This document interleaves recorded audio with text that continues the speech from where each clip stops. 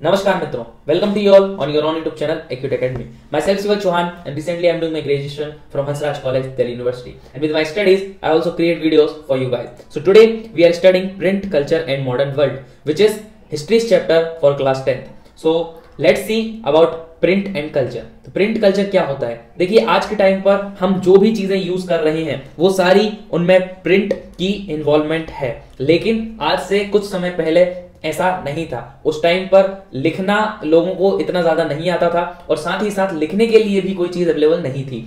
तो क्या चीजें थी जिन पर लिखा करते थे? तो लोग स्टोन पर लिखा करते थे।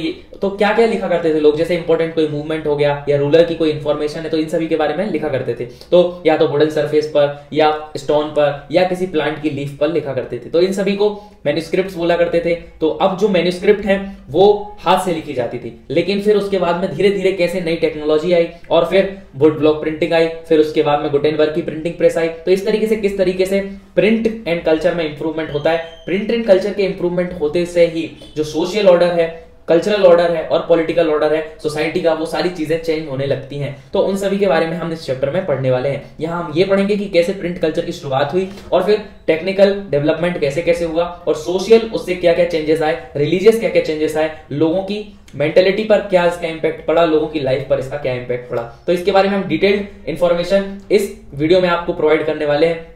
तो सबसे पहले मैं आपको बता देता हूं कि ये जो मेरे नोट्स हैं वो मैंने एनसीईआरटी से बनाए हैं, पॉइंट टू पॉइंट है। इनमें फ्लो चार्ट भी आपको देखने को मिलेंगे और जो ये ऐसे टॉपिक्स हैं जो कि इजी टू अंडरस्टैंड होंगे। जैसे कि यहां पर मैंने 4 पॉइंट्स में ये पूरे पैराग्राफ को कंप्लीट किया है। इसी तरीके से मैंने हर स्लाइड में आपको पॉइंट टू पॉइंट सारे जो पैराग्राफ्स हैं उनको कंक्लूड किया है और कंक्लूजन के साथ में किया है। तो उम्मीद करता हूं आपको मेरे ये नोट्स पसंद आएंगे। तो चलिए शुरू करते हैं हमारे इस चैप्टर की। तो ये मैंने आपको सबसे पहले नोट्स दिखा दिए जिससे कि आप वीडियो को पूरा देखें और मैं पूरी कोशिश करूंगा कि आपको इजी वे में समझाऊं ताकि आपको ये सारी चीजें याद रहें। और इस चैप्टर में हम टॉपिक सारे कवर करने की कोशिश करेंगे, भले ही फिर इस चैप्टर से 1 मार्कर क्वेश्चन आ जाए या लॉन्ग आंसर क्वेश्चन या मीडियम साइज का क्वेश्चन आ जाए, आप हर क्वेश्चन को अटेम्प्ट करने के लिए कैपेबल हो जाएंगे। चलिए शुरू करते हैं प्रिंट कल्चर की। तो जैसा कि मैंने आप सभी को बताया कि प्रिंट के बिना हमारी इमेजिनेशन अधूरी है, क्योंकि हर जगह कैलेंडर से लेके एडवर्टाइजमेंट तक, बुक से लेके कॉपी तक, हर जगह आपको प्रिंट नजर आएंगे।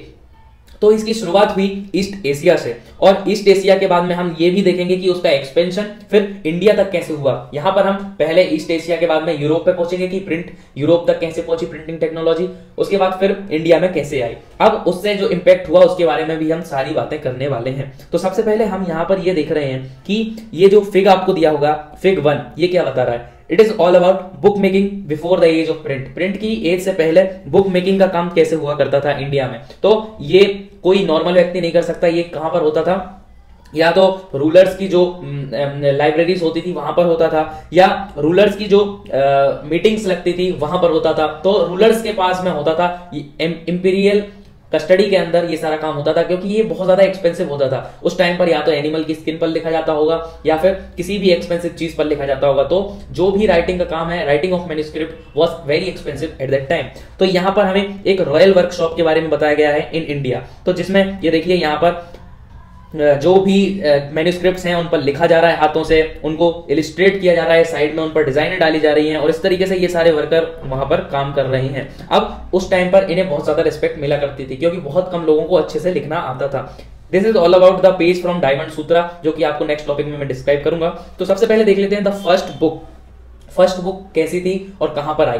सबसे पहले टाइम पर हैंड प्रिंटिंग चला करती थी, हाथों से हर जगह लिखा जाता था। और जो earliest kind of printing technology आई वो चाइना, जापान और कोरिया में डेवलप हुई। तो सबसे पहले चाइना में शुरुआत हुई, क्योंकि सबसे पहले चाइना में ही पेपर को बनाया गया और फिर उस पर लिखना शुरू किया। फिर वो जापान गई और कोरिया गई और इस तरीके से फिर वो धीरे धीरे अलग अलग जगह पर फैली।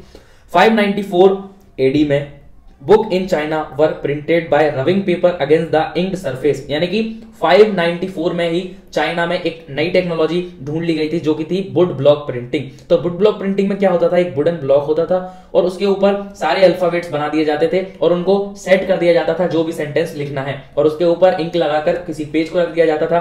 तो वो फिर प्रिंटिंग बन जाती थी। तो इसे क्या बोला जाता था, वुड ब्लॉक प्रिंटिंग बोला जाता था। अब फिर ये टेक्नोलॉजी धीरे धीरे कई जगह पर फैली। तो जो चाइनीज ट्रेडिशनल बुक है जो कि सबसे ओल्डेस्ट है, वो उन्हें क्या कहते थे, उन्हें कहते थे अकॉर्डियन बुक। अकॉर्डियन बुक कौन सी होती है, जो कि इस तरीके की होती है जैसा कि आपको फोटो में दिख रहा होगा। ये बुक्स जो है वो फोल्ड कर दी जाती हैं उनके पेजेस को, और उसके बाद में उसे स्निच करके खोल लिया जाता है। तो ये इन्हें कहते हैं अकॉर्डियन बुक। तो ये चाइना में सबसे पहले प्रिंट हुआ करती थी with this would block printing technique. अब चाइना के पास में एक ह्यूज ब्यूरोक्रेटिक सिस्टम था, और इसका एक्सपेंशन करने के लिए सिविल सर्विसेज एग्जामिनेशन की प्रिपरेशन बहुत सारे लोग करते थे। तो उनके लिए बुक्स तो चाहिए ही होंगी। तो इनके लिए इंपीरियल कस्टडी में, इंपीरियल स्पॉन्सरशिप में राजा स्पॉन्सर करते थे कि ज्यादा से ज्यादा बुक्स बनवाई जाएं जो कि लोगों को मिले, जिससे कि लोग प्रिपरेशन कर सकें ब्यूरोक्रेटिक एग्जाम के लिए, क्योंकि यहाँ का ब्यूरोक्रेटिक सिस्टम बहुत ज्यादा स्ट्रॉन्ग था। तो अच्छे लोग, समझदार लोग ज्यादा से ज्यादा आए इनकी ब्यूरोक्रेसी में, तो इसलिए यहाँ पर ये बुक्स बनवाई जाती थी। तो इससे धीरे धीरे जब लोगों में लिटरेसी बढ़ी तो लोगों ने ज्यादा से ज्यादा पढ़ना शुरू किया, और इससे प्रिंट के एक्सपेंशन के साथ वहां पर लिटरेसी रेट भी बढ़ी, और प्रिंट की टेक्नोलॉजी जो है ज्यादा से ज्यादा फैलने लग गई।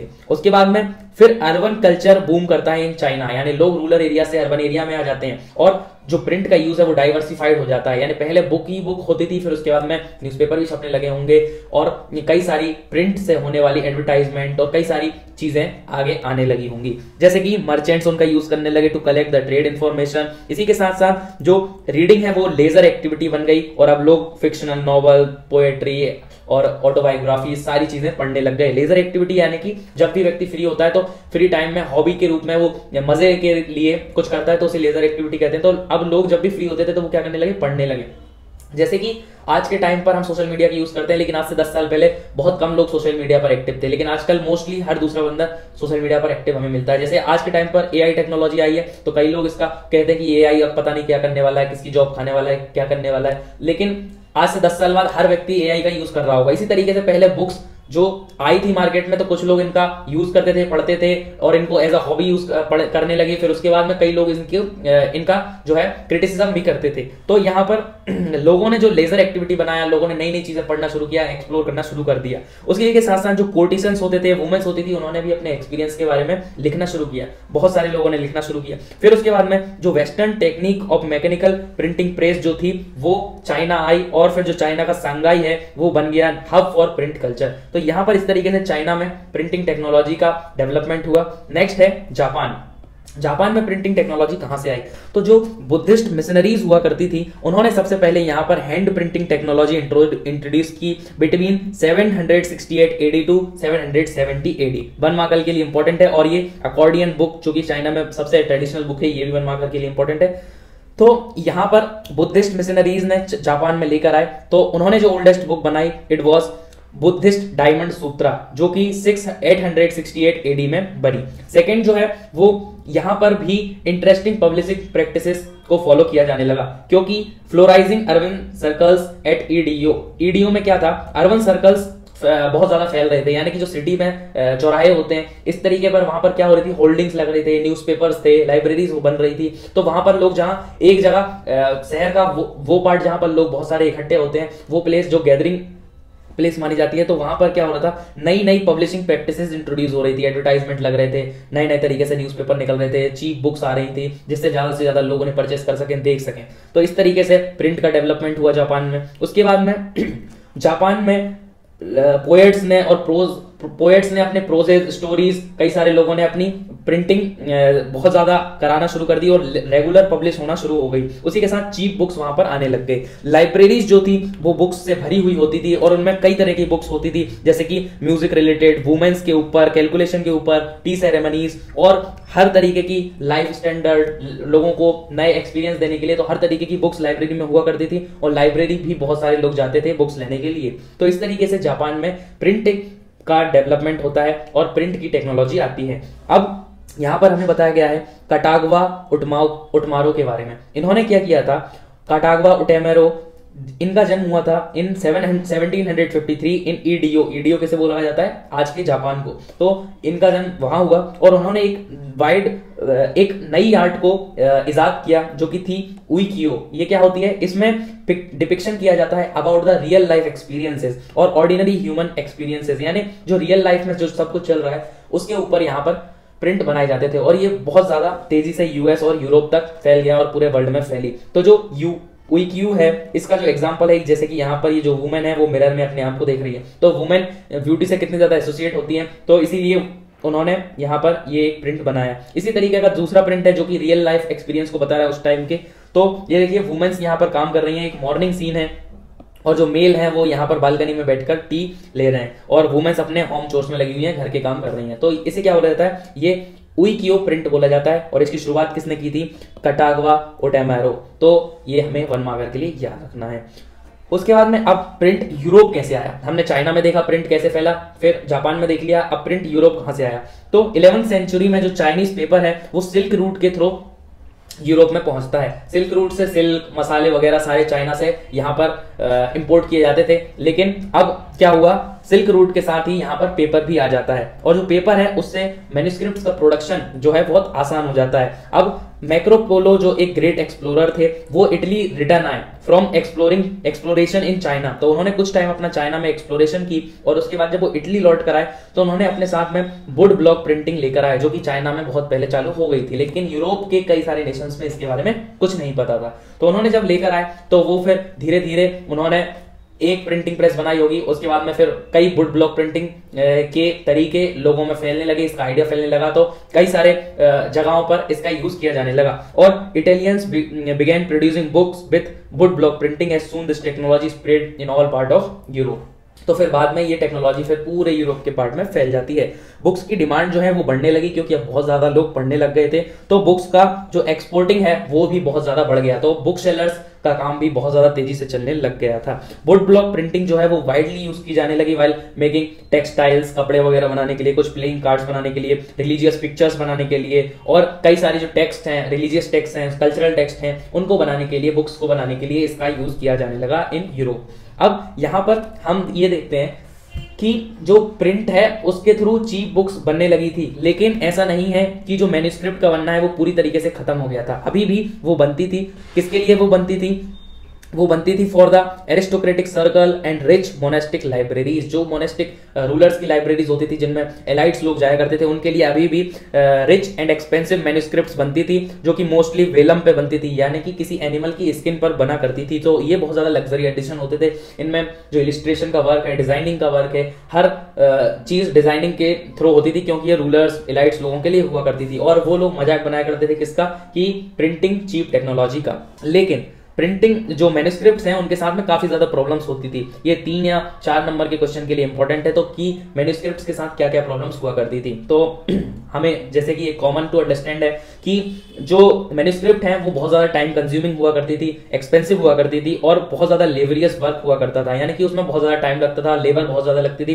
क्योंकि हाथ से धीरे धीरे लिखना होता था। उसी के साथ साथ ये सभी लोगों की डिमांड को सेटिस्फाई नहीं कर सकती, क्योंकि बहुत ज्यादा टाइम इसमें लगता है, जैसा कि ऑब्वियसली है। तो इसी तरीके से मैंने यहाँ पर 4 पॉइंट बताए। तो पहला हमने समझ लिया, दूसरा समझा, तीसरा क्या है, इट वॉज वेरी फर्जाइल, यानी कि ये कमजोर हुआ करती थी, एंड अवेलेबल टू हैंडल, जैसे कि कमजोर हुआ करती थी, इन्हें रखना और इन्हें इजी टू यूज ये नहीं थी, क्योंकि ये खराब भी हो जाती थी, फट जाती थी। तो इसीलिए मैन्युस्क्रिप्ट्स जो है वो लोगों की डिमांड को पूरा नहीं कर सकती थी और इससे इसके जो मैन्युस्क्रिप्ट है वो बहुत ज्यादा लिमिटेड भी होती थी, क्योंकि कम बनती थी। तो इसीलिए कॉमन लोगों के लिए ये जो प्रिंटिंग टेक्नोलॉजी है वो बहुत ज्यादा इंपॉर्टेंट थी और उससे बहुत ज्यादा लोगों ने पढ़ना शुरू कर दिया था। अभी इस टाइम पर there was greater need, even greater need to quicker and cheaper reproduction of text, यानी कि टेक्स्ट अब ज्यादा से ज्यादा उनका प्रोडक्शन हो, इसके लिए चीप टेक्नोलॉजी चाहिए और जो बुक्स हैं उनका जो प्रोडक्शन हो रहा है वो बहुत ज्यादा चीप रेट पर होना चाहिए, ताकि ज्यादा से ज्यादा लोग इन्हें परचेस कर पाए। तो अब यहाँ पर उसके लिए एक और नई टेक्नोलॉजी आ जाती है, जो कि है गुटेनबर्ग्स प्रिंटिंग प्रेस। गुटेनबर्ग कौन थे, इन्होंने एक प्रिंटिंग प्रेस बनाई। ये एक मर्चेंट के सन थे और बचपन से ही इन्होंने वाइन एंड ऑलिव प्रेस देखी थी, मतलब ऑलिव की जो प्रेस थी जिससे वाइन बनाई जाती थी वो देखी थी। वो किस तरीके से होती थी वो मैं आपको नेक्स्ट पेज पर बताने वाला हूं। तो इन्होंने वहां से आइडिया लिया अपनी प्रिंटिंग प्रेस बनाने का। उसी के साथ ये थे मास्टर गोल्ड स्मिथ, यानी कि इन्हें गोल्ड का काम करना आता था। लेड को मोल्ड करके उसके ट्रिंकलेट्स बनाना आता था, ट्रिंकलेट्स यानी स्मॉल ऑर्नामेंट बनाना आता था, उसको शेप देना आता था, शाइन करना आता था। तो ये सारी चीजें उन्हें शेप करना आता था। तो इन्होंने इन 2 चीजों से अपनी प्रिंटिंग प्रेस बनाई, जैसे क्या बोला जाता है गुटेनबर्ग्स प्रिंटिंग प्रेस, और एक नया इनोवेशन लेकर आए इन प्रिंट टेक्नोलॉजी। अब वो प्रिंटिंग प्रेस कैसे बनी, तो देखिए जो ऑलिव की प्रेस थी, इन्होंने उसका यूज किया model for their press, and जो मोल्ड कर करके इन्हें जो लीड्स से ये ऑर्नामेंट बनाते थे उस स्किल का यूज करके इन्होंने मेटल के टाइप्स बनाए, यानी कि जितने भी अल्फाबेट थे वो इन्होंने मेटल के बना लिए। उसी के साथ साथ यहाँ पर एक मशीन बना ली। वो मशीन किस तरीके थी, तो ये देखिए, this is the sample of Gutenberg printing press. तो ये देखिए, ये जो मशीन है, यहाँ पर ऑलिव रखा के ये प्रेस होता था और उससे वाइन वगैरह बनाई जाती थी, ऑयल निकाला जाता होगा। तो इन्होंने उसका यूज करके अब यहाँ पर प्रिंटिंग प्रेस बनाई। यहाँ पर देखो, इसका ये पूरा फ्रेम है, यहाँ पर ये स्क्रू लगा हुआ है और ये हैंडल है, और यहाँ पर ये लगा हुआ है प्लेटन।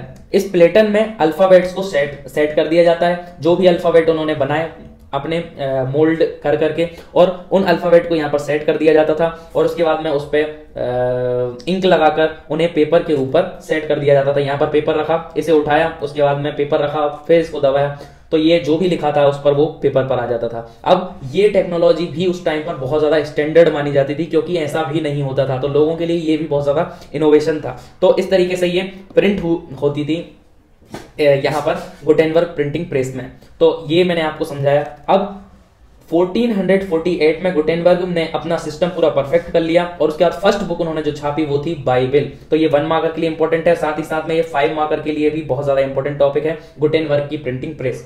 तो इसको हमें ध्यान से रखना है, पहला पॉइंट, दूसरा पॉइंट, तीसरा पॉइंट और चौथा एंड फाइनली पांचवा। तो इस तरीके से हमें क्वेश्चन को फ्रेम करना आना चाहिए, जो क्वेश्चन है उसका आंसर फ्रेम करना आना चाहिए। पॉइंट टू पॉइंट अगर हम लिखेंगे तो मार्क्स अच्छे मिलते हैं। तो अब इन्होंने फर्स्ट बुक कौन सी बनाई भाई, बाइबल बना दी। जो बाइबल है उसकी 180 कॉपीज इन्होंने 3 साल लग गए 180 कॉपीज बनाने के लिए, और फिर ये जो 180 कॉपीज जो हैं उसकी भी लोगों ने बहुत ज्यादा तारीफ की, बहुत ज्यादा फैली, क्योंकि ये भी एक स्टैंडर्ड था। It was very fast production of book eight that time. तो उस टाइम पर ये भी बहुत ज्यादा फास्ट प्रोडक्शन था।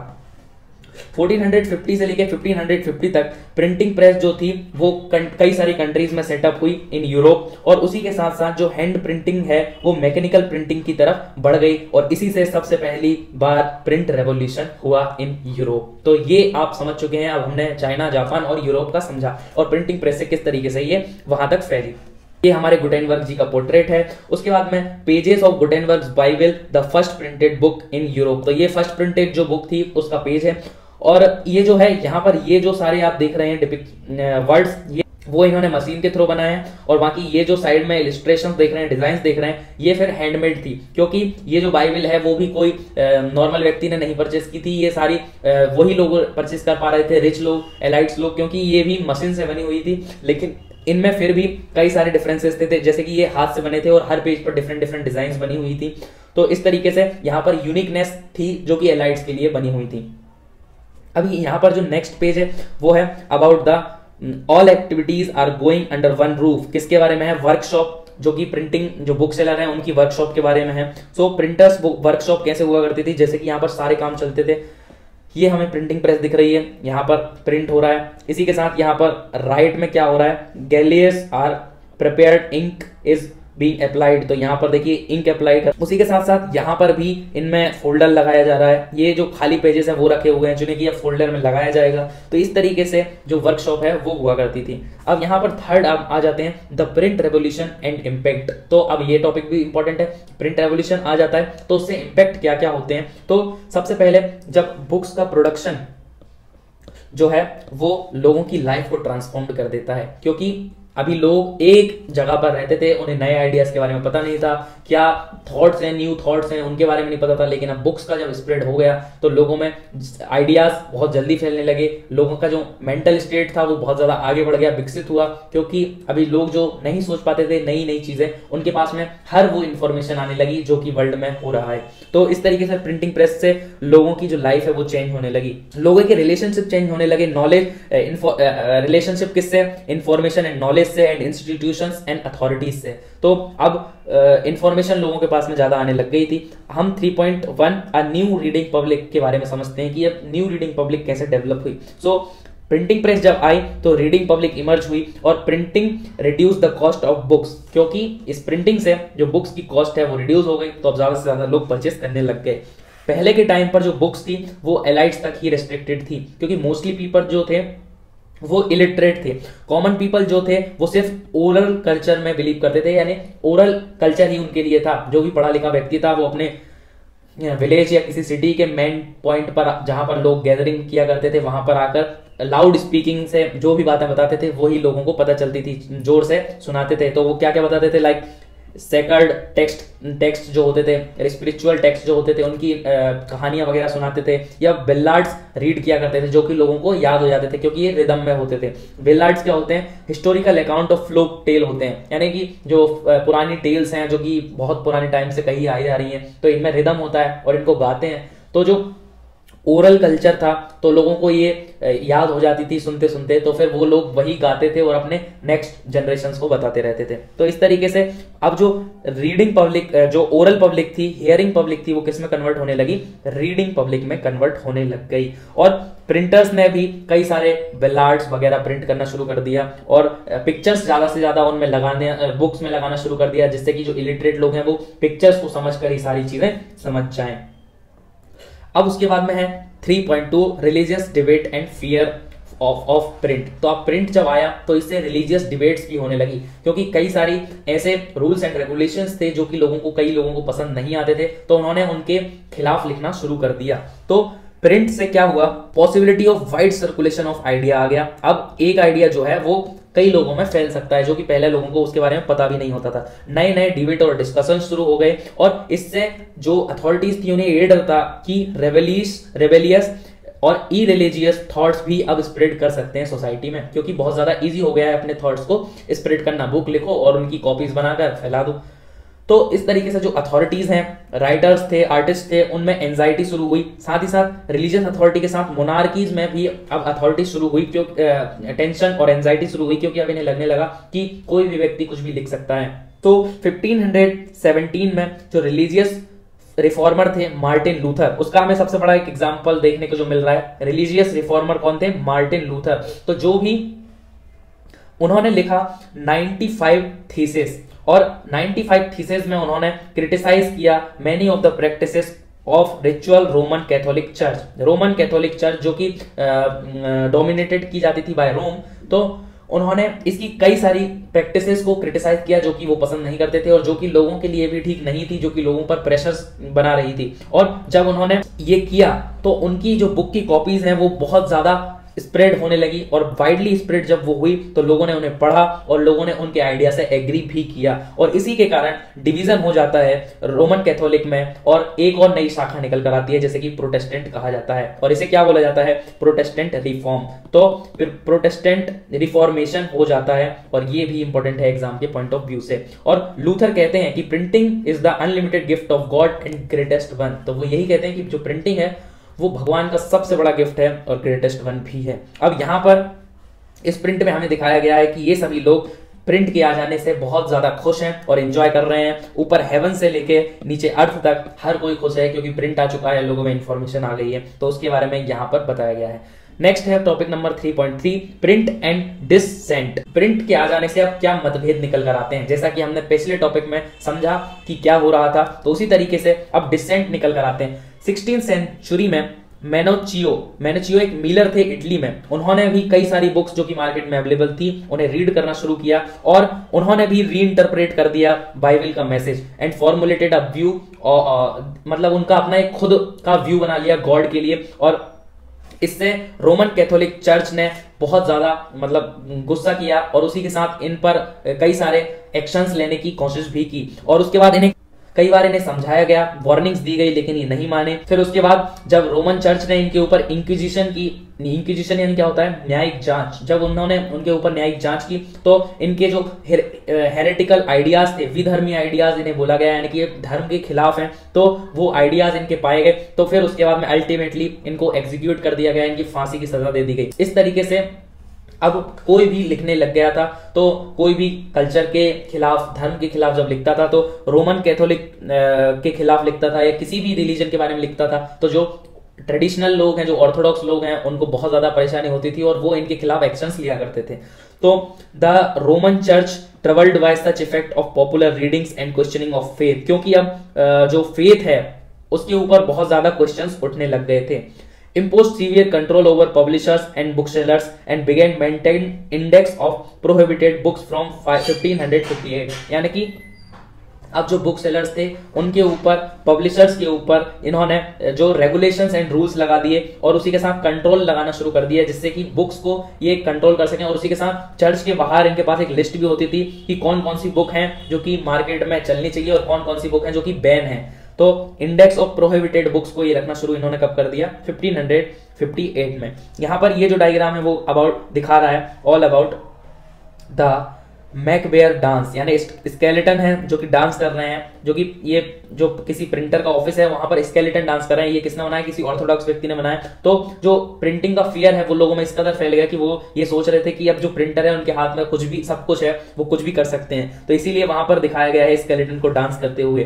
तो ये प्रिंटर की वर्कशॉप है किसी की। और ये जो न्यू वर्ड्स मैंने जिनके बारे में बताया, इंक्विजिशन, हेरेटिकल, स्टेटिटी एंड सेडिटियस, तो इनके बारे में आप यहाँ पर देख सकते हैं। Next is fourth topic. अब हम फोर्थ टॉपिक पर आ गए, द रीडिंग मानिया। अब जो रीडिंग मानिया है, रीडिंग का बुखार है लोगों में, किस तरीके से फैला, तो उसके बारे में सबसे पहले 1700 टू 18th सेंचुरी में लिटरेसी रेट है वो ज्यादा होने लग गई और बहुत ज्यादा बढ़ गई इन यूरोप।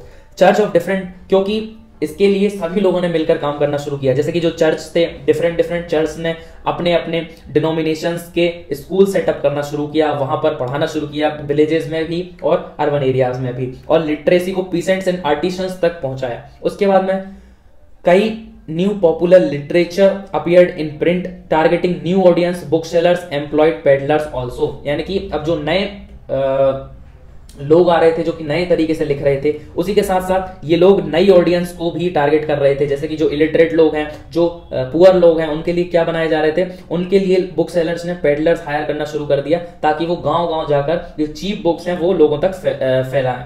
उसी के साथ साथ जैसे कि देयर वर एल्मांसेस और ritual calendars among with the ballads and folk tales. तो यहाँ पर जो एल्मांसेस होते थे उन्हें पंचांग कहा जाता है, जिसमें जो नेक्स्ट जैसे कि कैलेंडर टाइप का ही होता है जिसमें कि फ्यूचर के बारे में बताया जाता है कि अब क्या कब आने वाला है। तो इस तरीके से पंचांग और जो रिचुअल कैलेंडर्स होते थे वो लोगों में भेजना शुरू किए, जिससे कि जो रूरल पॉपुलेशन है वो इनको खरीदती है और इनको पढ़ती भी है। तो उसी के साथ साथ जो बल्लाड्स एंड फ्लोक टेल्स थी उनके बारे में भी यहाँ पर बुक्स में लिखा जाने लगा और बहुत पतली छोटी सी बुक्स बनाई जाने लगी जो कि पेडलर्स गाँव-गाँव जाकर बेच सकें।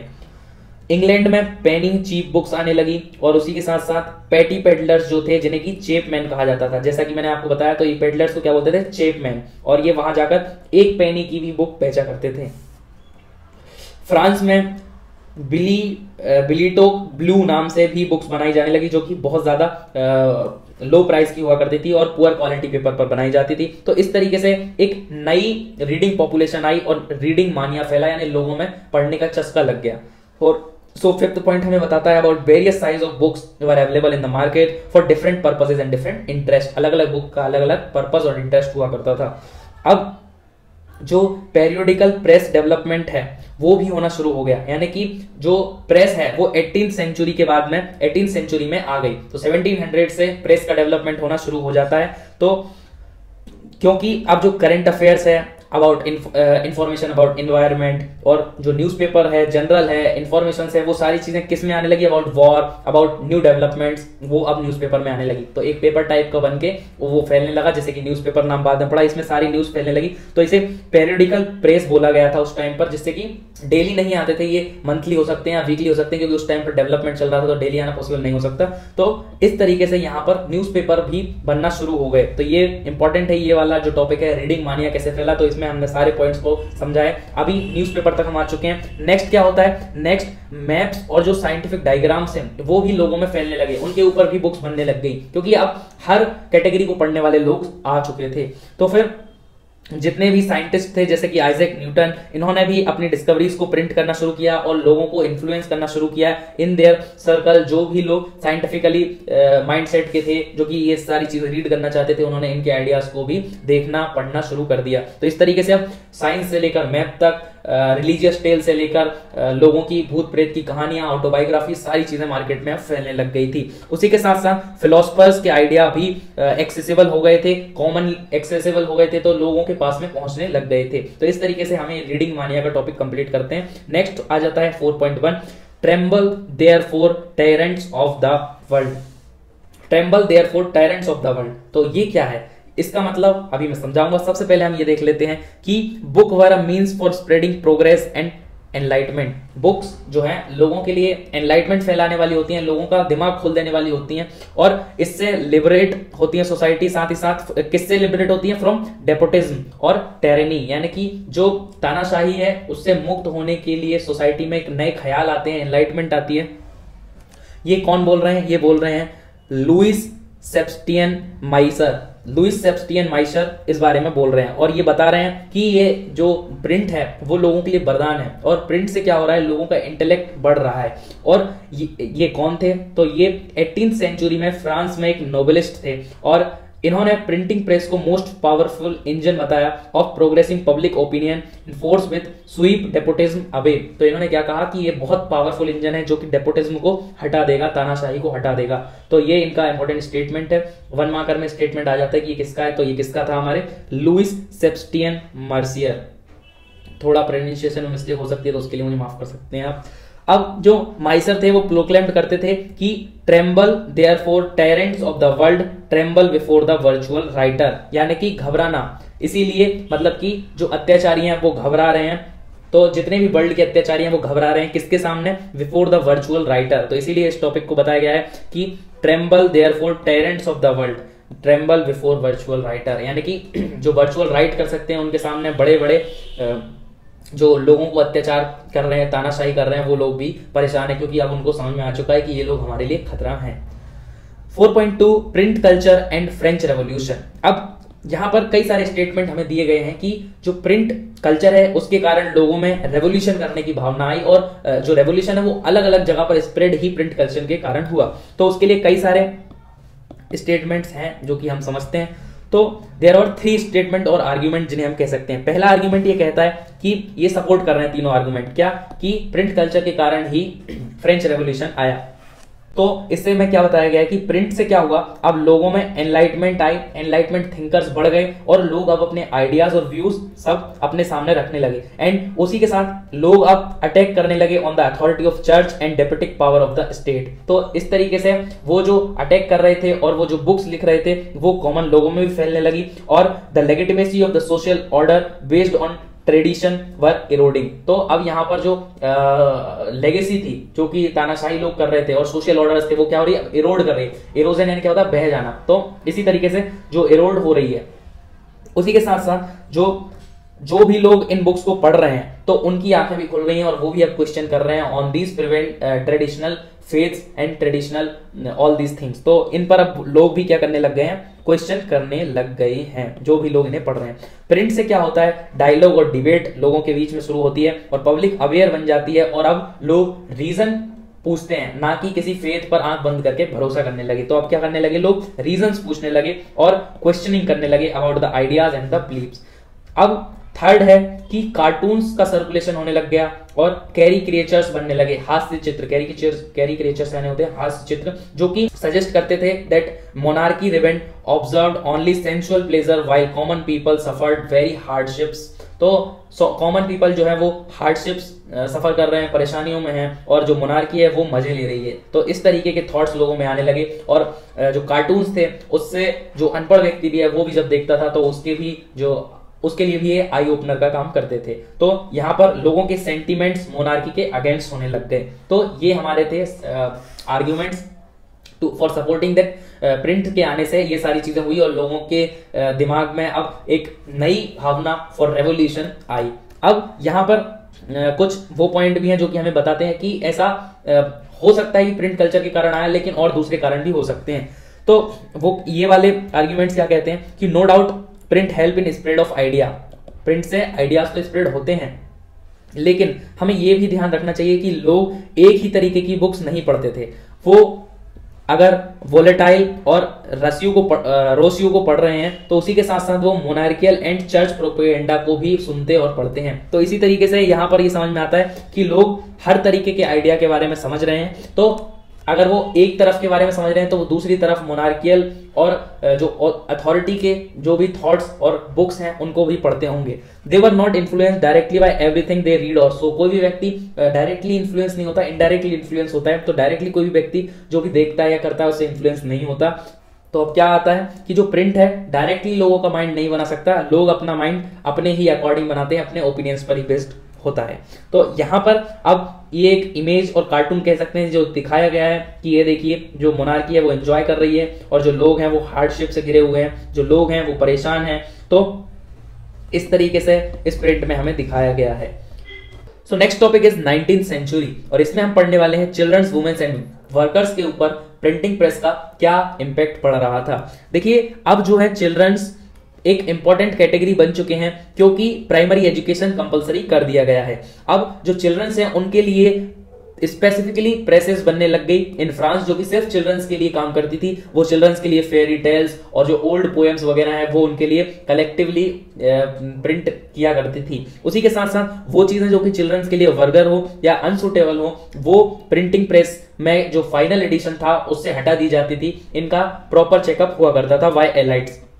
वुमेन्स के बारे में अब देखते हैं। जो वुमेन्स हैं वो भी रीडिंग एंड राइटिंग का एक इंपॉर्टेंट पार्ट बन चुकी थी और पेनी मैगजीन्स उस टाइम पर आती थी जो कि जिसमें कि मैनुअल्स हुआ करते थे जो कि सिखाते थे about proper behaviour to women and about house keeping and cooking. ये सारी चीजों पर अब मैगजीन्स आया करती थी। इंपॉर्टेंट नोवेलिस्ट भी हैं जो कि वुमेन्स से निकल कर आए। उनके एग्जाम्पल है जैसे कि Jane Austen, the Bronte sisters and George Eliot. अब उसके बाद में जो इनकी राइटिंग्स थी वो अब एक नए तरीके की वुमेन्स दिखाया करती थी, जो कि एक नई पर्सनालिटी वुमेन्स की दिखाया करती थी, जो कि वुमेन्स जो राइटिंग करती थी उनमें वुमेन्स को पर्सन दिखाया गया था with full will, strength and a strong personality. उसी के साथ साथ जो वुमेन्स हैं वो अब उनको जो पावर टू थिंक है वो बढ़ने लग गई थी। देन वर्कर्स की क्या स्टेज थी, प्रिंटिंग के आने से क्या इंपैक्ट पड़ा। जो अब लैंडिंग लाइब्रेरीज यहां पर बनने लग गई थी इन यूरोप, क्योंकि वर्कर्स जो थे दिन में तो काम किया करते थे, जैसे white collar workers like artisans, lower middle class peoples, ये सारे लोग दिन में काम करते थे। तो अब शाम को वो क्या करते थे, लाइब्रेरी जाते थे for their self improvement and self expansion. तो अब ऐसी लाइब्रेरीज बनने लग गई थी जो कि बुक लैंडिंग पर दिया करती थी, यानी लोन पर दिया करती थी। जैसे आज के टाइम पर हम बुक इशू लाइब्रेरीज कराते हैं, वो वाला कॉन्सेप्ट अब शुरू हो चुका था उस टाइम पर। तो बुक इशू कराकर लाते थे और उनको पढ़ते थे, बाद में सबमिट करके कुछ पैसे दे दिया करते थे। तो इस तरीके से फिर ये काम शुरू हुआ। और अब जो वर्कर्स थे उन्होंने भी पॉलिटिकल टॉपिक्स के ऊपर साथ ही साथ ऑटोबायोग्राफीज लिखना शुरू कर दिया। उसके बाद नेक्स्ट इज 5.2 फर्दर इनोवेशंस। अब क्या क्या इनोवेशंस हुए इन प्रिंटिंग टेक्नोलॉजी में, तो उसके बारे में ये एक इंपॉर्टेंट टॉपिक हो जाता है 5 मार्कर के अकॉर्डिंग। तो अच्छे से समझना है इसकी शुरुआत हमें कहां से करनी है। अगर क्वेश्चन एग्जाम में आ जाता है तो इसकी शुरुआत हमें वहीं से करनी है। पहले के टाइम पर जब स्टोन में लिखा जाता था, उसके बाद में फिर हमारी वुड ब्लॉक प्रिंटिंग आई, उसके बाद पेपर आया, उसके बाद में वुड ब्लॉक प्रिंटिंग आई, उसके बाद में फिर गुटेनबर्ग की प्रिंटिंग प्रेस आई और उसके बाद में हमें यहां शुरू करना है। तो फिर 18th सेंचुरी में जो प्रेस है वो मेटल से बना करती थी, उसके बाद कई सारे उसमें चेंजेस आना शुरू हो गए। तो पहला टॉपिक पॉइंट क्या है, सीरीज ऑफ इनोवेशंस जो है उनका, वो है रिचर्ड एम होए जो कि न्यूयॉर्क के थे। इन्होंने एक पावर ड्रिवन सिलेंड्रिकल प्रेस बनाया और जो सिलेंड्रिकल प्रेस था वो एक इंपॉर्टेंट मॉडल बना और इससे जो है पेपर जो प्रिंटिंग प्रोसीजर है वो बहुत ज्यादा स्पीड से बढ़ने लगा। यानी कि एक सिलेंडर बनाया उन्होंने और सिलेंडर जो कि पावर ड्रिवन था और इस तरीके से फिर प्रिंटिंग प्रेस बनने लग गई। या वो पेट्रोलियम वगैरह किसी भी चीज से चलता होगा, लेकिन पावर ड्रिवन था, मैनुअल नहीं था, तो इससे काम चलने लगा। ये जो है न्यूज़पेपर की प्रिंटिंग में बहुत ज्यादा इंपॉर्टेंट रोल प्ले किया, क्योंकि इससे 8000 पेज एक घंटे में प्रिंट किए जा सकते थे। तो ये न्यूज़पेपर के लिए बहुत ज्यादा इंपॉर्टेंट था। इसमें रोल फंसा दो और न्यूज़पेपर जो है प्रिंट होते चले जाया करते होंगे। उसके बाद में नेक्स्ट जो है ऑफसेट प्रेस बनना शुरू हुआ। पहले ब्लैक एंड व्हाइट प्रिंट हुआ करते थे, उसके बाद में जो ऑफसेट प्रेस है इसके आने से अब 6 कलर में प्रिंट होने लगे एट अ सेम टाइम। उसके बाद में जो 20th सेंचुरी में इलेक्ट्रिकली ऑपरेटेड प्रिंटिंग प्रेस भी आ गई और फिर जो प्रिंटिंग प्रेस अब बहुत स्लो काम कर रही थी, इससे इलेक्ट्रिकली प्रिंटिंग प्रेस आ जाने के कारण जो स्पीड ऑफ वर्क है वो बहुत ज्यादा आगे हो गया। उसी के साथ कई और माइन्यूट चेंजेस आए, जैसे कि जो पेपर फीडिंग का जो प्रोसेस है वो इंप्रूव हुआ, क्वालिटी ऑफ प्लेट इंप्रूव हो गई और उसी के साथ साथ जो ऑटोमेटिक रील आने लगी पेपर्स की, जिसमें अब मैनुअल वर्क जो है वो बहुत कम हो गया, प्रोडक्टिविटी इंक्रीज होने लगी। अब फोटो इलेक्ट्रिक कंट्रोल आने लगा ओवर कलर्स, यानी कि अब कलर्स को जो है इलेक्ट्रिकली कंट्रोल किया जा सकता है। तो ऐसे कई सारे मैकेनिकल इंप्रूवमेंट हुए, जैसे ऑटोमेशन हो गया प्रिंट का, और अब जो टेक्स्ट हैं वो बहुत ज्यादा स्पीडली बनने लग गए। इसी के साथ साथ कई सारी न्यू स्ट्रेटेजीज बनाने लगे जो प्रिंटर्स हैं for the sale. Shilling series जो है चीप बुक्स हुआ करती थी जो कि पेडलर सेल किया करते थे। उसी के साथ साथ जब ग्रेट डिप्रेशन का टाइम आया तो चीप पेपर बैक एडिशन की बुक बनाने जाने लगी जिनके पेपर्स बहुत ज्यादा चीप होते थे। तो ये बुक जो है सस्ती हुआ करती थी और मार्केट में बहुत ज्यादा वाइड मार्केट इन चीजों का था। उसी के साथ कई सारी नई टेक्नोलॉजीज, जैसे कि यहाँ पर ये देख सकते हैं आप, इंग्लैंड की एक रेलवे स्टेशन है जहां पर आप देख सकते हैं कि एडवर्टाइजमेंट हर वॉल पर है, कितने ज्यादा एडवर्टाइजमेंट यहाँ पर हर जगह है। तो ये आप देख सकते हैं जो पब्लिशिंग है वो बहुत ज्यादा बढ़ चुकी थी और प्रिंट कल्चर जो है यहाँ पर आपको दीवार पूरी भरी हुई दिख रही होगी हर एडवर्टाइजमेंट से। तो इस तरीके से नई स्ट्रेटेजीज लोग लगाने लगे अपने प्रोडक्ट को सेल करने के लिए। अब हम आ जाते हैं टॉपिक नंबर 6 पर, जो कि है India and the world of print. तो अब इंडिया में प्रिंटिंग प्रेस कैसे आई और इससे क्या इंडिया में चेंजेस आए या क्या इफेक्ट हुए इसके। तो सबसे पहले जो इंडिया में ओल्ड ट्रेडिशन जो था वो मैन्युस्क्रिप्ट का बहुत पहले से चला आ रहा था, जिसमें कि संस्कृत, अरेबिक एंड पर्शियन जो वर्नाकुलर लैंग्वेजेस थी इनमें लिखाई हुआ करती थी मैन्युस्क्रिप्ट्स की। मैन्युस्क्रिप्ट्स जो थी वो पाम लीफ पर बनाई जाती थी इंडिया में, और फिर उसके बाद में जब पेपर बनने लगा तो हैंडमेड जो पेपर था उस पर बनाई जाने लगी थी। इनको ब्यूटीफुली इलिस्ट्रेट किया जाता था चारों तरफ, जैसे कि ये आप एग्जांपल देख सकते हैं। ये चारों तरीके से चारों तरफ से इसमें डिजाइन्स बनी हुई हैं और बीच में यहाँ पर लिखा हुआ है। साथ ही साथ यहाँ पर फोटोज होते थे about the information which was written in the site. तो यहाँ पर सारी बिल्कुल इस तरीके से ये बनाई जाती थी, लेकिन ये एक्सपेंसिव हुआ करती थी जैसा कि हमने पहले पढ़ लिया। और फिर उसके बाद में either pressed between wooden covers और sewn together to ensure the preservation. तो अब ये जो है वो वुडन कवर इस पर चढ़ाया जाता था या इसको बिल्कुल अच्छे तरीके से सिल दिया जाता था, जिससे कि ये सारे पेजेस जो हैं वो क्या रहे, सेव रहे। इस तरीके से इन्हें सिल दिया जाता था या इनके ऊपर वुडन कवर चढ़ा दिया जाता था, जिससे कि ये प्रिजर्व इनको कर रखा जा सके। ये जो मैन्युस्क्रिप्ट्स हुआ करती थी ये हाईली एक्सपेंसिव थी और डिफरेंट स्टाइल्स में बनाई जाती थी। यहाँ पर कुछ मैन्युस्क्रिप्ट्स के एग्जांपल यहाँ दिए गए हैं, जैसे कि page from the Gita Govinda of Jayadev 18th century. तो ये पाम लीफ पर लिखा हुआ है, तो इस तरीके से ये दिया है, आप इसको देख लेंगे। और उसके बाद हम आ जाते हैं 6.2 पर, प्रिंट कम टू इंडिया। अब प्रिंट इंडिया कैसे आया? तो सबसे पहले जो फर्स्ट कम टू गोवा, ये जो प्रिंट है वो सबसे पहले कहाँ आया? गोवा आया। जो प्रिंटिंग टेक्नोलॉजी है वो सबसे पहले कहाँ आई? गोवा आई। पुर्तगीज मिशनरीज जो थे वो इसे लेकर आए इन 16th सेंचुरी। जूएस प्राइस्ट जो थे उन्होंने कोंकणी सीखी और उसके बाद में कई सारे अपने जो रिलीजियस टेक्स्ट हैं वो कोंकणी में इन्होंने लिखवाए या प्रिंट करवाए। उसके बाद में 1674 में 50 बुक्स जो थी have been printed in Konkani and Kannada language. अब ये किस लिए थी? ताकि जो क्रिश्चियन मिशनरीज थी ये अपने रिलीजन को एक्सपेंड करना चाहती थी, तो ये बुक्स जो हैं वो जो वर्नाकुलर या लोकल लैंग्वेजेस जो थी, जो कि वहां की मातृभाषाएं थी, उनमें कोंकणी और कन्नड़ा, तो ये उनमें इनको प्रिंट करवाकर कॉमन लोगों में फैलाया करते थे और कॉमन लोगों में अपने लोग भेजा करते थे ताकि वो वहां जाएं और अपने रिलीजन को फैलाएं। कैथोलिक प्राइस्ट ने सबसे पहले तमिल बुक लिखवाई इन 1579 इन कोंचिन। तो यहाँ पर अब जो इंडिया है वहां पर सबसे पहले गोवा आए, उसके बाद में गोवा के बाद में इन्होंने कोंकणी एंड कन्नड़ा में 1674 में 50 बुक्स यहाँ पर लिखवाई। उसके बाद में कैथोलिक प्राइस्ट ने तमिल लैंग्वेज में 1579 में कोंचिन में बुक लिखवाई। उसके बाद में यहाँ पर 1713 में first Malayalam book was printed by them. तो इस तरीके से ये जो बुक्स हैं सबसे पहले किसके थ्रू आई? क्रिश्चियन मिशनरीज के थ्रू इंडिया में आई और जो प्रिंट टेक्नोलॉजी है वो भी इनके ही थ्रू आई। 1710 में डच प्रोटेस्टेंट जो थे मिशनरीज थे उन्होंने 32 तमिल टेक्स्ट को ट्रांसलेट किया इन ऑर्डर टू वर्क, यानी कि 32 अपने टेक्स्ट को तमिल लैंग्वेज में ट्रांसलेट किया और उसके बाद में फिर इन ट्रांसलेशंस को लोगों में फैलाया। 1718 में जेम्स ऑगस्टस हिकी जिन्होंने अपना एक बंगाल गजट नामक जो इंग्लिश न्यूज़पेपर है वो शुरू किया, या इसे वीकली मैगजीन कह सकते हैं, वीकली मैगजीन था ये, सॉरी।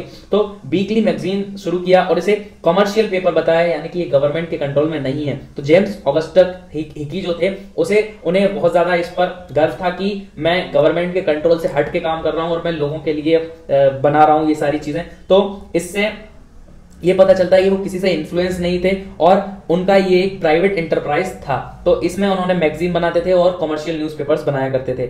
वो इसमें गॉसिप्स भी लिखा करते थे about the senior officer of the company, जिससे कि जो इंग्लिशमैन थे, ब्रिटिशर्स थे, वो नाराज इनसे रहा करते थे और इसी के कारण गवर्नर जनरल वॉरेन हेस्टिंग्स ने इन्हें प्रोसिक्यूटेड किया था, यानी परेशान किया था। उसके बाद में फिर जो इंग्लिश ब्रिटिशर्स थे वो किन को इनकरेज किया करते थे, to the publication who officially sanctioned newspaper, यानी कि who were the officially sanctioned थे, यानी वो न्यूज़पेपर को ये लोग इनकरेज किया करते थे जो कि ब्रिटिशर्स के बारे में कुछ अच्छा लिखें या उनकी बुराई ना करें, तो उनको क्रिटिसाइज ना करें। तो हिकी को इन्होंने परेशान किया। तो लेकिन इनके आ जाने से सबसे पहले यहाँ पर हमारे मैगजीन्स बनना शुरू हो गई थी इंग्लिश में, और जिसका नाम क्या था, बंगाल गजट। उसके बाद में कई इंडियंस लोगों ने भी अपने न्यूज़पेपर लिखना शुरू कर दिया, जो कि फर्स्ट जिनमें थे, जो कि एक वीकली बंगाल गजट निकाली बाय बाल गंगाधर भट्टाचार्य, जो कि राम मोहन राय के बहुत ज्यादा क्लोजर थे। उसके बाद इस तरीके से यहाँ पर इंडिया में डेवलपमेंट हुआ प्रिंट का, और प्रिंट जो है वो इंडिया में फैलने लग गया। तो ये सारे पॉइंट्स, ये भी एक इंपॉर्टेंट टॉपिक है। उसके बाद में अब रिलीजियस रिफॉर्म के बारे में हम समझ लेते हैं और पब्लिक डिबेट्स किस तरीके से शुरू हो जाती हैं। तो जैसा कि मैंने आपको बताया कि जो प्रिंट है वहां पर अब हर तरीके के आइडियाज लिखे जाने लगे। तो जो पुराने रिलीजियस थॉट्स थे उनको अपोज करने के लिए भी, उनको क्रिटिसाइज करने के लिए भी कई सारे थॉट्स और आइडियाज लोग लेकर के आए, और ये सारे आइडियाज बहुत तेजी से एक्सपेंड किया करते थे, क्योंकि लोग एक पाथ पर जा रहे थे और एक व्यक्ति कोई दूसरा ट्रैक दिखाता है तो लोग उसको भी एक्सप्लोर करते हैं कि ये क्या चीज है। तो इस तरीके से जो कॉन्फ्लिक्टिंग आइडिया थे वो बहुत जल्दी स्प्रेड कर दिया जाया करते थे। तो इसी तरीके से इंटेंस रिलीजियस डिबेट्स होना शुरू हो गई, और ये रिलीजियस इश्यूज के ऊपर अब बातचीत चलना शुरू हो जाती है। लोग अपने अपने अकॉर्डिंग रिलीजियस बिलीफ्स का इंटरप्रिटेशन करने लगते हैं, और ये हर रिलीजन का हो रहा था और हर रीजन में ऐसा काम हो रहा था। जो लोग हैं क्रिटिसाइज करने लगे थे, काउंटर आर्ग्यूमेंट करने लगे थे on religious practices through newspapers, through books, और लोगों के जो आइडियाज हैं वो सभी ने, जो न्यूज़पेपर हैं, बुक्स हैं, उन्होंने मिलकर क्या शेप किया अबाउट द डिबेट, मतलब कि नेचर ऑफ डिबेट न्यूज़पेपर और बुक्स के थ्रू शेप हुआ करता था। तो अब प्रिंट के आ जाने के कारण ये सारी चीजें अब इजीली अवेलेबल थी, तो इनसे डिबेट्स जो है वो शुरू हुआ करती थी। पब्लिक डिबेट यानी लोगों के क्या थॉट है, कोई जो ऑर्थोडॉक्सी को मानने वाले हैं उनके क्या विचार हैं, जो लोग रिफॉर्म को चाहते हैं उनके क्या थॉट्स हैं, ये सारी चीजें किसमें आती थी, न्यूज़पेपर में। तो पब्लिक के ओपिनियन और एलाइट्स के ओपिनियन, सभी लोगों के ओपिनियन के बारे में अब न्यूज़पेपर्स और बुक्स में आना शुरू होने लगा। सो ये जो टाइम था वो एक इंटेंस कंट्रोवर्सीज का टाइम था। यहाँ पर सोशल, रिलीजियस, कल्चरल कई तरीके की डिबेट्स चला करती थी। अब जैसे कि रिफॉर्मर्स और हिंदू ऑर्थोडॉक्सी के बीच में कई मैटर्स पर डिबेट होती थी, जैसे विडो इमोलेशन, विधवा को जो है वो जला दिया जाता था। उसी के साथ साथ मोनोथिएसिज्म यानी एक ही भगवान की पूजा करना, ब्राह्मणिकल प्राइस्टहुड, ब्राह्मण जो थे वो उनको हाई ऑर्डर का बताया जाता था, और आइडियोलेट्री, आइडियल वर्शिप। तो इस तरीके से कई सारे पॉइंट्स पर डिबेट्स हुआ करती थी, और ये जो डिबेट्स हैं, जो थॉट्स हैं, वो वाइडर ऑडियंस तक पहुंचा करते थे। और ये जो थॉट्स वाइडर ऑडियंस तक पहुंचे, इसीलिए सभी लोगों ने अब ऑर्डिनरी लैंग्वेज में लिखना शुरू किया, जो कि कॉमन लोग यूज किया करते थे। जैसा कि हमने एग्जांपल्स में पीछे देखा, तमिल, तेलुगु, मलयालम, हर जगह हर लैंग्वेज में अब रिलीजियस थॉट्स फैलना शुरू हो गए थे। तो इसी तरीके से कॉमन लैंग्वेज में भी लिखना शुरू हो गया। राम मोहन राय जो थे उन्होंने पब्लिश किया शबद कौमुदी जो था वो 1821 में इन्होंने स्टार्ट किया, और Hindu orthodoxy commission the Samachar Chandrika to oppose his opinion. Hindu orthodoxy जो थे, क्योंकि राजा राम मोहन राय रिफॉर्मर थे और वो सोसाइटी में चेंजेस चाहते थे। जो भी पुरानी ऑर्थोडॉक्सी के लोगों की परंपराएं हैं, जैसे विधवा विवाह है, जैसे विधवाओं को जला देना, विधवाओं का विवाह ना होना, तो इस तरीके के लिए उन्होंने विधवा विवाह के लिए लड़ाई की। जिनकी भी हस्बैंड की डेथ हो जाती है तो उन्हें अब स्वतंत्रता से जीने का अधिकार होना चाहिए। तो इन्होंने कई सारे काम अच्छे किए, इसीलिए इन्होंने सबसे पहला अपना शबद कौमुदी निकाला, और इसी का अपोज करने के लिए ऑर्थोडॉक्सी ने भी अपना समाचार चंद्रिका निकाला। उसी के बाद में 1822 में 2 पर्शियन न्यूज़पेपर पब्लिश्ड हुए, जाम ई जहान नामा एंड शम्सुल अकबर। तो ये किस लिए हुए, मुस्लिम ऑर्थोडॉक्सी के जो लोग थे उन्होंने इन्हें पब्लिश किया अपने रिलीजन को लोगों तक और ज्यादा फैलाने के लिए, और जो लोग मुस्लिम हैं उन तक अपनी इंफॉर्मेशन पहुंचाने के लिए। उसी टाइम पर गुजराती न्यूज़पेपर आया, द बॉम्बे समाचार, एंड इसके बाद में न्यूज़पेपर का सिलसिला भी और बढ़ता गया, जो religious, cultural and social topics पर अपनी इंफॉर्मेशन उनमें लिखा करते थे, आर्टिकल लिखा करते थे। नॉर्थ इंडिया में जैसे कि जो मुस्लिम ऑर्थोडॉक्सी थी वो बहुत ज्यादा चिंता में थी कि जो क्योंकि ऐसी कन्वर्सेशंस चल रही थी जिससे कि मुस्लिम पर्सनल लॉज हैं उनमें कोई चेंजेस हो सकते हैं। तो इनके चलते मुस्लिम लोगों ने भी बहुत ज्यादा चिंता में थे, तो इनको काउंटर करने के लिए उन्होंने भी अपनी लिथोग्राफिक प्रेसेस बनाना शुरू किया, छोटी छोटी बुक्स बनाना शुरू किया, लिथोग्राफिक कॉपीज को पब्लिश किया in Persian and Urdu translation of Holi script, यानी जो होली स्क्रिप्ट थे उनका कुरान था उसका इन्होंने ट्रांसलेशन किया, और भी जितने भी उनके होली स्क्रिप्ट थे उनका ट्रांसलेशन हुआ।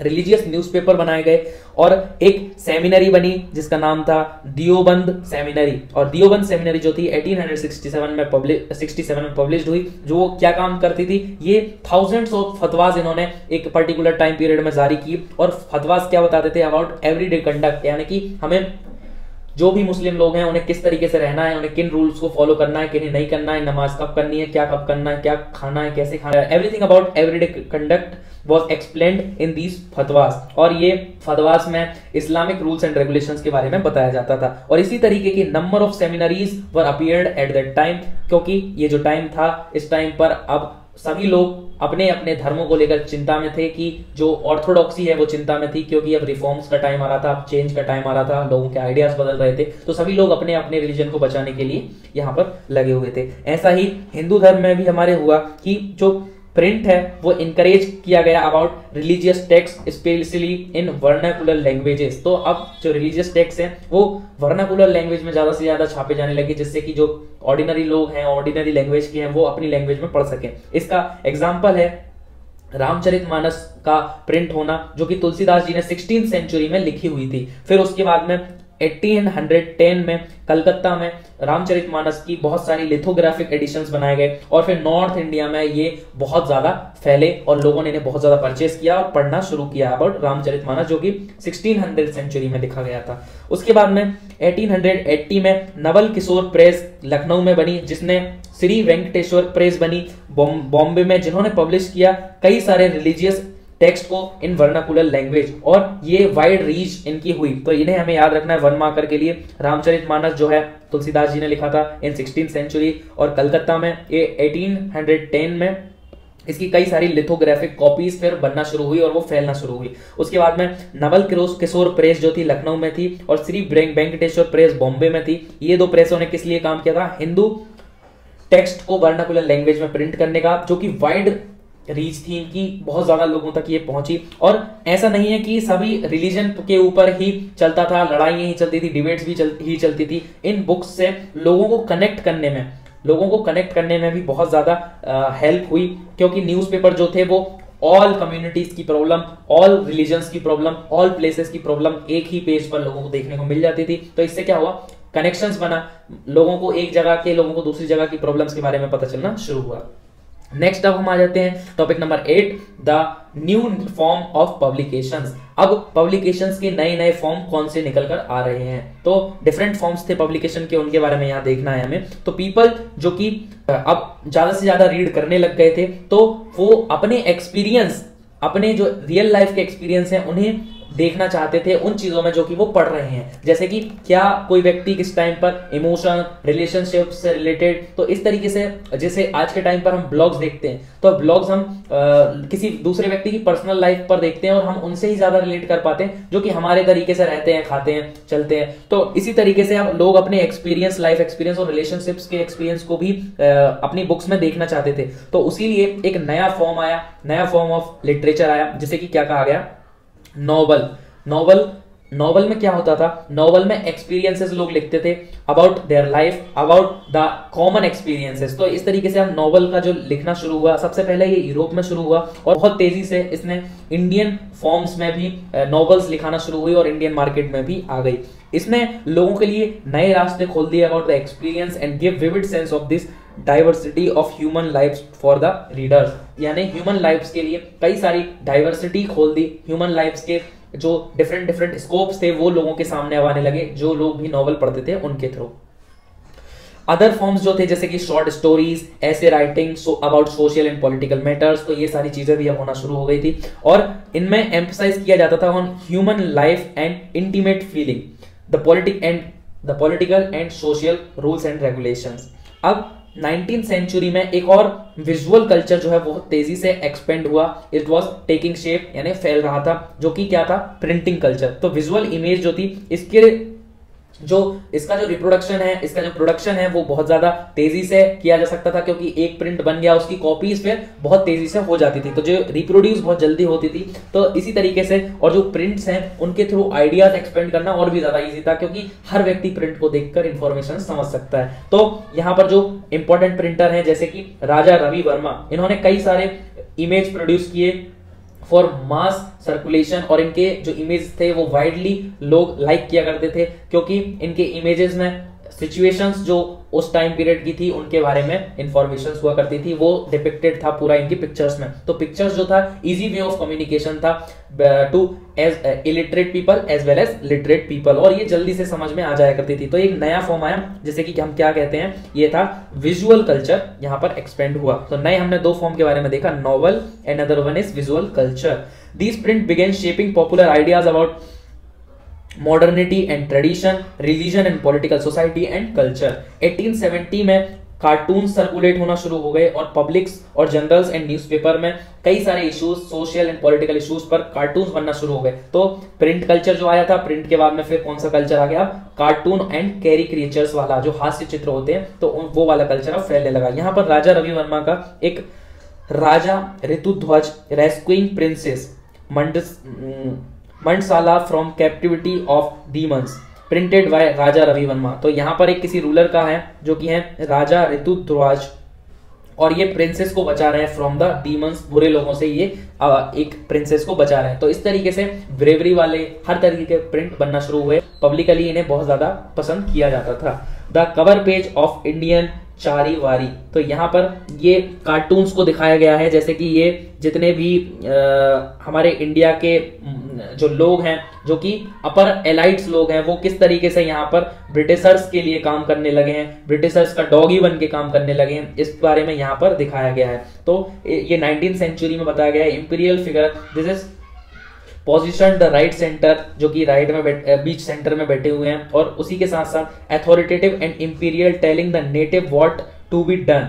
एंड इस तरीके से यहाँ पर एक कार्टून बनाकर मजाक उड़ाया गया कि जो नेटिव लोग हैं, जो कि यहाँ पर एलाइट्स हैं, जो अथॉरिटी जिनके पास है इंडिया में, वो किसके लिए काम करने लगे हैं, वो ब्रिटिशर्स के लिए काम कर रहे हैं। तो इस तरीके से कवर पेज था ये किसी मैगजीन का, जो कि हमें यहाँ पर दिखाया गया है। इस तरीके से यहाँ पर कैरिकेचर्स एंड कार्टून्स बनाए जाने लगे। 8.1 वुमेन्स एंड प्रिंट, जैसा कि हमने पीछे देखा वुमेन्स इंपॉर्टेंट रोल प्ले करती थी, तो यहाँ पर एक स्पेसिफिक पैराग्राफ वुमेन्स के लिए है। तो लाइफ ऑफ फीलिंग्स जो थी, about the lives and feelings of womens के बारे में बहुत ज्यादा लिखना शुरू हो गया बुक्स में, न्यूज़पेपर्स में। अब जो लिबरल लोग थे उन्होंने भी वुमेन्स को पढ़ाने की शुरुआत की, और जो भी एजुकेटेड और लिबरल मिडिल क्लास के लोग थे वो अपने घरों में बच्चे वाइफ्स को पढ़ाना शुरू कर दिया। उसके बाद जैसे ही वुमेन्स के लिए स्पेसिफिक स्कूल्स बनना शुरू हुए, तो कई सारी जगहों पर वुमेन्स को स्कूल भी भेजा जाने लग गया। तो इस तरीके से वुमेन्स भी जो है वो लिटरेट होना शुरू हो जाती हैं, अवेयरनेस एजुकेशन के लिए अब बढ़ने लगी थी। उसी के साथ कई सारे जनरल्स जो होते थे, जो मैगजीन्स हुआ करती थी, उनमें लिखा होता था सिलेबस कि वुमेन्स को क्या क्या पढ़ाया जाना चाहिए। अगर कोई व्यक्ति स्कूल नहीं भेज रहे हैं तो घर पे वुमेन्स को क्या क्या पढ़ाएं, तो सिलेबस हुआ आया करता था मैगजीन्स में या न्यूज़पेपर्स में, जर्नल्स में। और अब वुमेन्स को पढ़ाने की बात भी चलने लगी थी। अब ऐसा हर फैमिली में नहीं था, क्योंकि कई फैमिलीज में, जैसे कि हिंदुओं में लोगों का ये मानना था कि जो लड़की पढ़ लेगी वो जल्दी विडो हो जाएगी।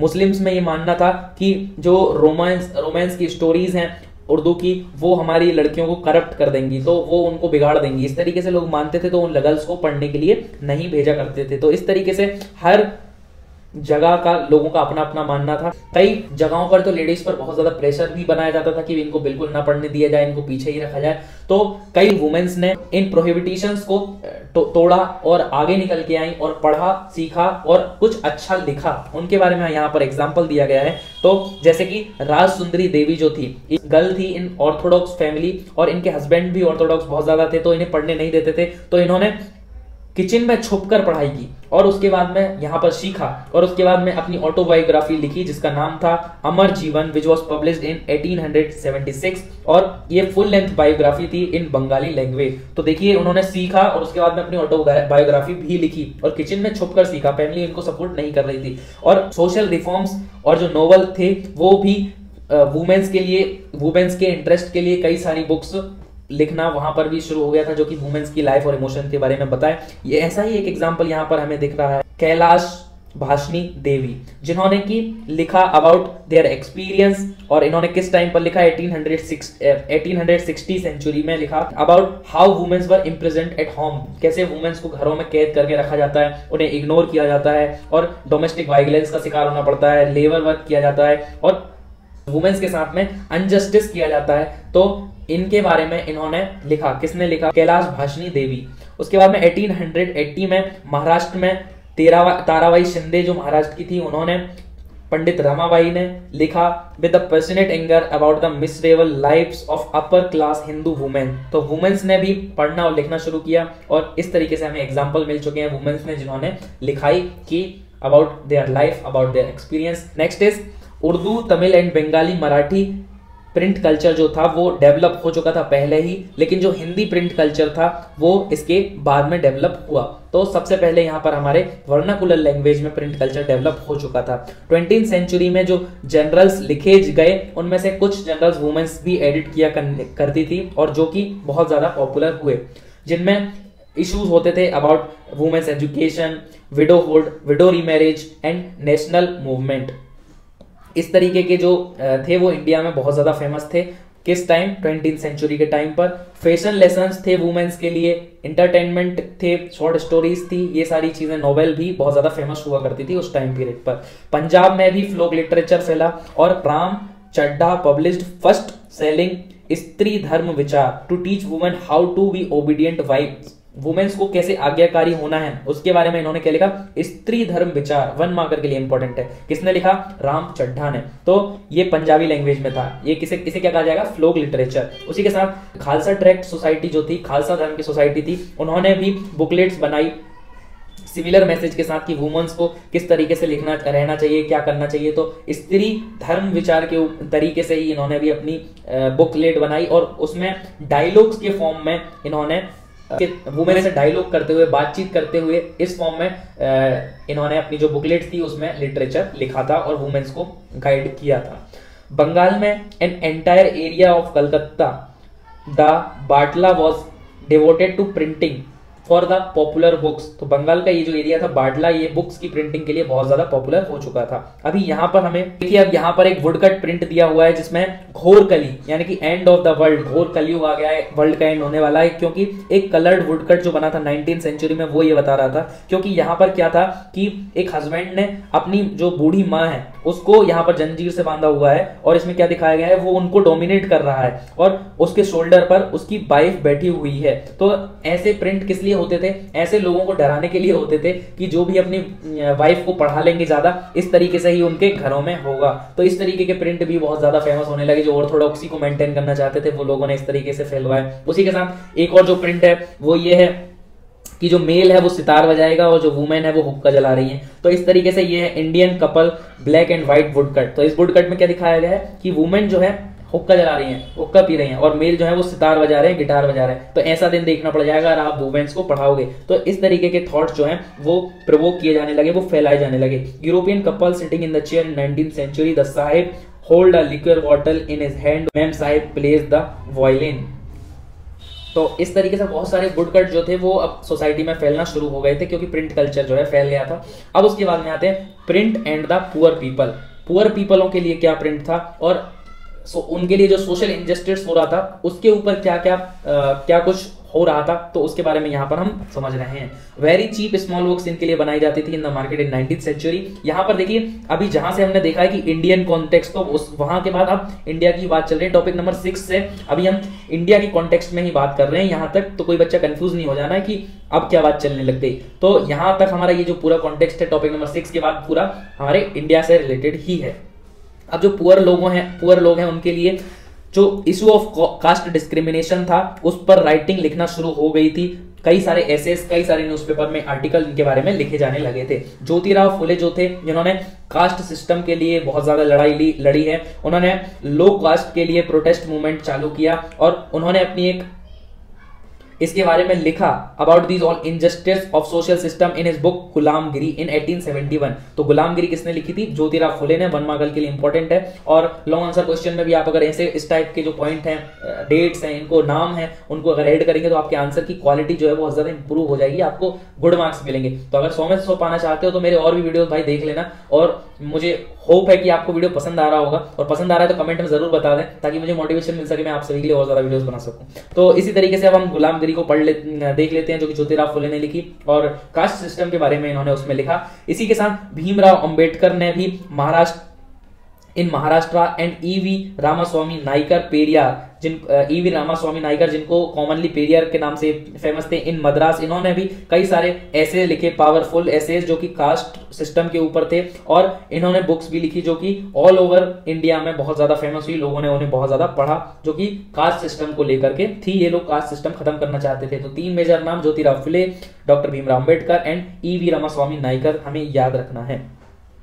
एक कैलाश बाबा थे जो कि कानपुर में मील वर्कर थे। उन्होंने एक बुक लिखी छोटे और बड़े का सवाल इन 1938, जिसमें उन्होंने caste system and class exploitation के बारे में लिखा कि किस तरीके से बड़े लोग एक्सप्लॉयट करते हैं गरीबों को। उसके बाद में ऐसे बहुत कम लोग थे जो कि पुअर थे और समझदार थे, पढ़े लिखे थे, तो उनमें से एक थे कैलाश बाबा। दूसरे कानपुर मील वर्कर थे जिन्होंने लिखा अबाउट द सुदर्शन चक्र बिटवीन 1935 टू 1955 एंड जो कि पब्लिश हुआ इन सच्ची कविताएं। तो इन्होंने एक पोएम लिखी थी, कानपुर के मील वर्कर दूसरे जो थे उन्होंने, और जो कि सच्ची कविताओं में सम्मिलित भी हुई थी, क्योंकि उन्होंने सोशल रियलिटी के बारे में, सोशल एक्सप्लॉयटेशन के बारे में, सोशल इनजस्टिस के बारे में यहाँ पर पोएम लिखी हुई थी। 1930 में बेंगलोर के कॉटन मील वर्कर जो लेबर थे, उन्होंने लाइब्रेरीज बनाना शुरू कर दी।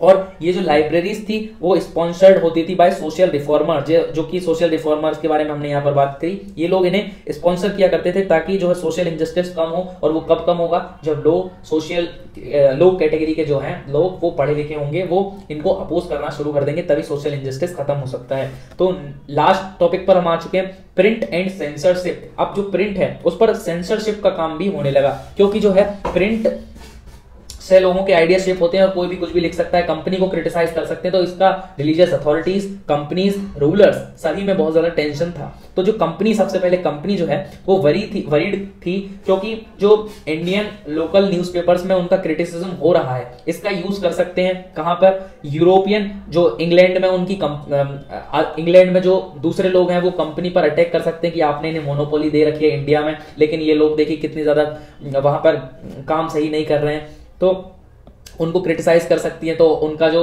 परमिट है वो कैंसिल हो सकता है। तो इस तरीके से वो स्ट्रेस में थी ताकि जो क्रिटिसिज्म है वो इंग्लैंड तक ना पहुंच जाए। उसके बाद में 1820 में कोलकाता सुप्रीम कोर्ट में एक रूल पास हुआ जो कि था regulations to control the press freedom. ये बहुत ज्यादा इंपॉर्टेंट है। कब आया? 1820 में आया था, जो था regulations to the press freedom. अब प्रेस की जो है फ्रीडम को रेगुलेट किया जाएगा, और कौन रेगुलेट करेगा? ब्रिटिशर्स करेंगे। कंपनी जो है उन्होंने उन्होंने वो पब्लिकेशंस को इनकरेज करना शुरू किया जो कि ब्रिटिशर्स को सेलिब्रेट करते थे, ब्रिटिशर्स के रूल को सेलिब्रेट करते थे, उनकी तारीफें किया करते थे।